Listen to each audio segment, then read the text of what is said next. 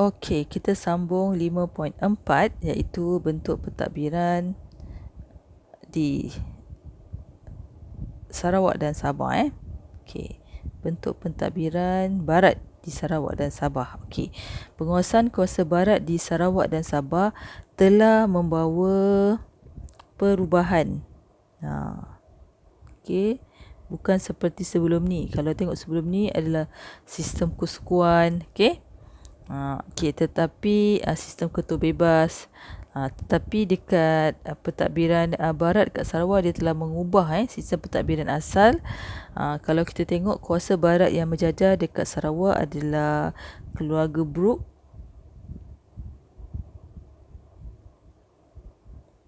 Okey, dia adalah syarikat company persendirian. So dia tak terlibat sangat dengan British. Okey. Sabah pula adalah di bawah SBUB yang kita tengok sebelum ni. Okey, SBUB. Okey. So kalau awak tengok peta yang pada hari ini adalah kesan penjajahan disebabkan keluarga Brooke berjaya meluaskan kawasan Sarawak sehingga akhirnya Brunei daripada besar menjadi kecil. Tapi kesan kecil-kecil Brunei adalah antara negara yang terkaya dunia. Okey. Dan Sabah yang ada sekarang pun sama kesan daripada penjajahan di SPB lah. Okey. So sekarang ni apakah perubahan pentadbiran yang barat buat di Sarawak dan Sabah? Okey, kita akan tengok di Sarawak dulu.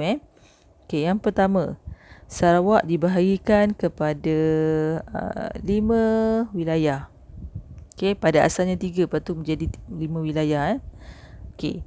Dan wilayah ini adalah dibahagikan kerana berdasarkan, kalau awak ingat balik masa macam mana keluarga Brooke mendapatkan Sarawak, dia ambil sikit demi sedikit kan. So macam itulah. Okey. Contohnya dia ambil dekat kawasan sini Sungai Sarawak ni. So dia ambil kawasan sini dulu. Okey. So saya nak yang ini awak kena warna lah warna ikut kawasan. Contohnya kalau bahagian kedua, okey, sinilah. Dan seterusnya. Kalau bahagian ketiga, sinilah.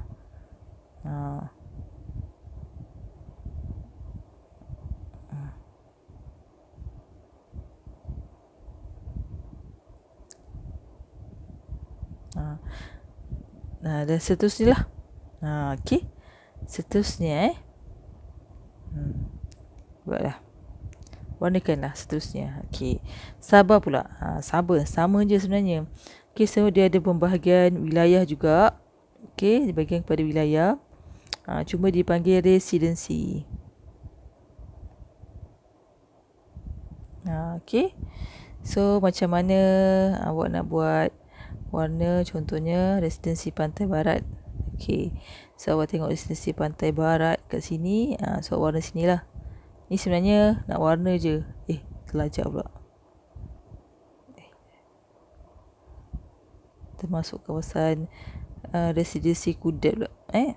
Sini. Okey. Contoh. Okey. So awak tengoklah. Kalau awak tengok warna, pilihlah 5 color kan. Okey. Pantai Timur. So ambil sini lah. Pantai Timur. Okey. Kan. Cikgu, color pula kena tunjuk ke cikgu? Awak jangan. Nanti ada yang tanya saya macam-macam. Okey. Okey, itu je lah sebenarnya. Nak tahu kan secara umum je. Okey. Kemudian walaupun yang kedua, pengekalan pembesar tempatan. Okey, walaupun pentadbiran dikuasai oleh barat, tetapi keluarga Brooke ataupun SPB cuba mengekalkan orang tempatan untuk memegang jawatan juga. Okey, tetapi tidaklah memegang jawatan tinggi tetapi dia ada melibatkan jawatan jawatan penduduk tempatan. Okey, tujuan dia adalah pertama, menggunakan dasar pecah perintah. Okey, apa itu dasar pecah perintah? Kalau dekat Tanah Melayu, British menggunakan dasar pecah perintah. Orang Melayu dekat bahagian pertanian, orang Cina bahagian perlombongan, orang India bahagian perladangan, macam tu.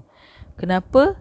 Untuk menyukarkan perpaduan kaum. Sebab tu dia asingkan kaum ikut ekonomi.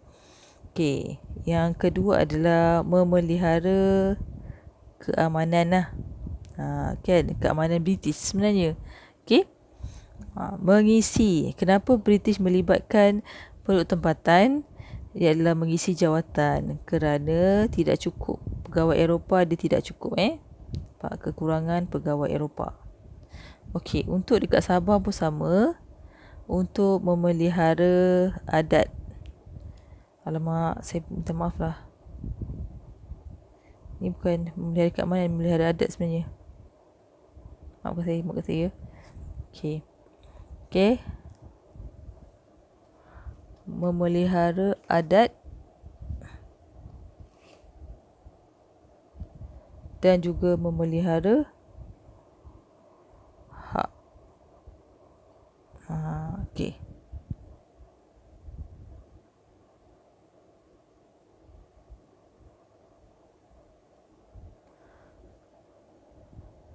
Okey.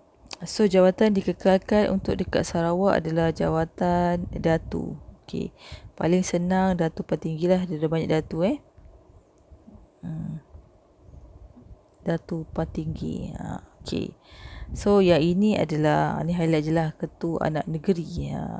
Ketua Anak Negeri. Ada yang diakui, ada yang tidak diakui. Kalau diakui itu diberikan gaji. Kalau tidak diakui itu tak dapat gaji lah. Okey. Tujuan dia adalah untuk mengekalkan undang-undang tempatan. Okey. Undang-undang tempatan. Sebab British tak ada kemahiran undang-undang tempatan. Kalau British buat undang-undang barat secara keseluruhannya, dia akan menimbulkan rasa tidak senang di kalangan masyarakat tempatan dan ia akan berlakulah penentangan. Sebab tu British cuba untuk memahami undang-undang tempatan supaya dapat menyenangkan British untuk menjajah. Okey. Mengekalkan undang-undang tempatan juga.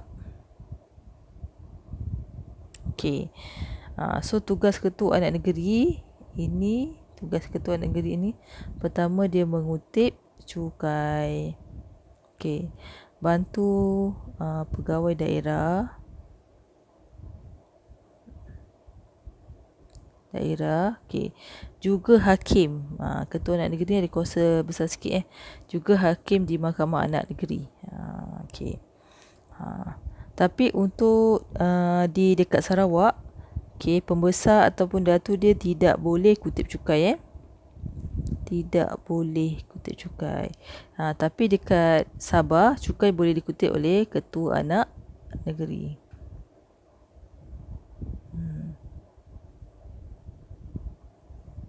Okey.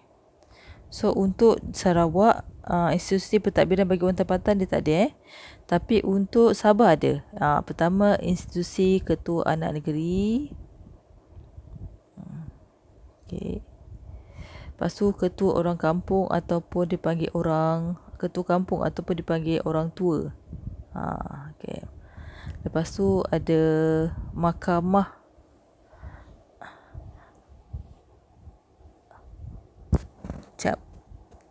Mahkamah Anak Negeri, takut salah.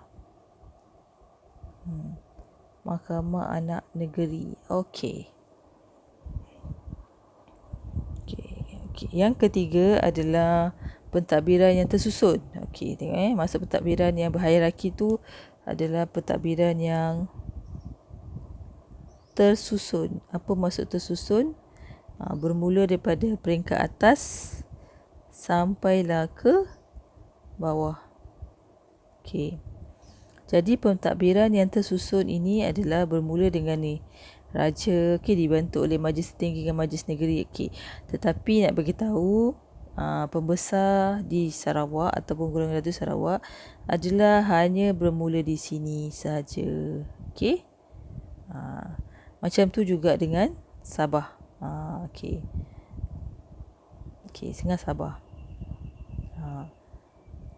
Nampak lembaga pengarah semua ada Lembaga pengarah, ada gubernur semua. Tetapi Kuasa yang ada dekat penduduk tempatan hanyalah dikata kat sini.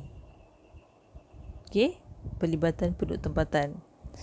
Cuma nak bagi tahu adalah pentadbiran dia tersusun lah. Bermula daripada orang atas, siapa orang yang paling atas sekali dan siapa orang yang paling bawah sekali.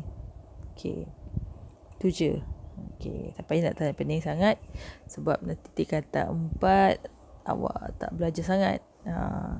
Sebab tu saya slowkan bab 1 sampai bab 5 awal sahaja. Macam mana Sabah dikuasai oleh SBUB, macam mana Sabah dikuasai Sarawak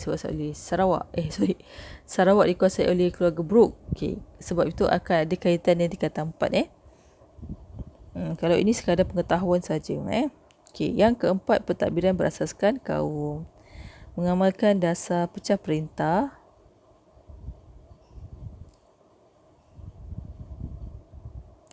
Okey, so orang Melayu terlibat dalam pentadbiran.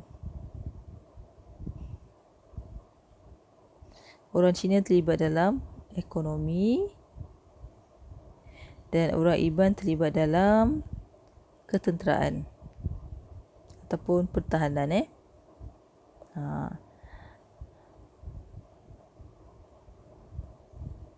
Okey, dekat Sabah. Okey, dekat Sabah pentadbiran berasaskan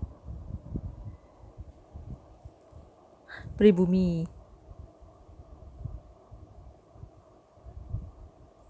Sabah dan ketua-ketua etnik dipilih berdasarkan personaliti dan kepakaran. Okey. Personaliti dan kepakaran. So, pentadbir juga dikenali sebagai penolong pegawai daerah.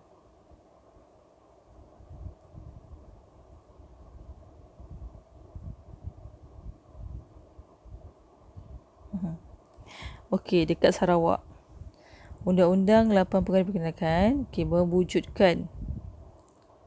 mewujudkan mahkamah yang diadili oleh raja dan dibantu oleh ketua magistrat.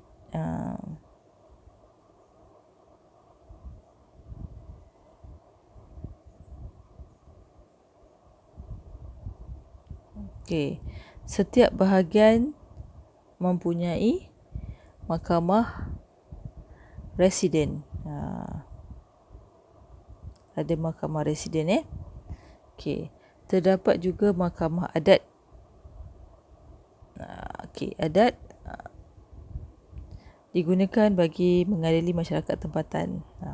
Okey, dekat Sabah pula menggunakan undang-undang adat.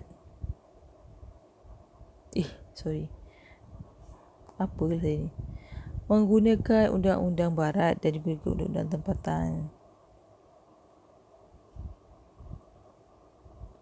Tempatan ni maksudnya adat lah Okey, mewujudkan mahkamah magistrat.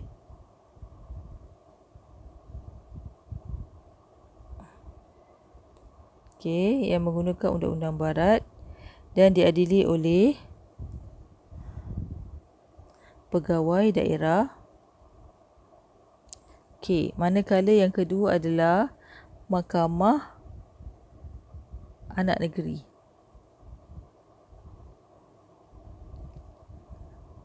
Mahkamah anak negeri yang diadili oleh ketua anak negeri. Okey, so habislah bab 5. Okey, so untuk esei, ini semua adalah kebat.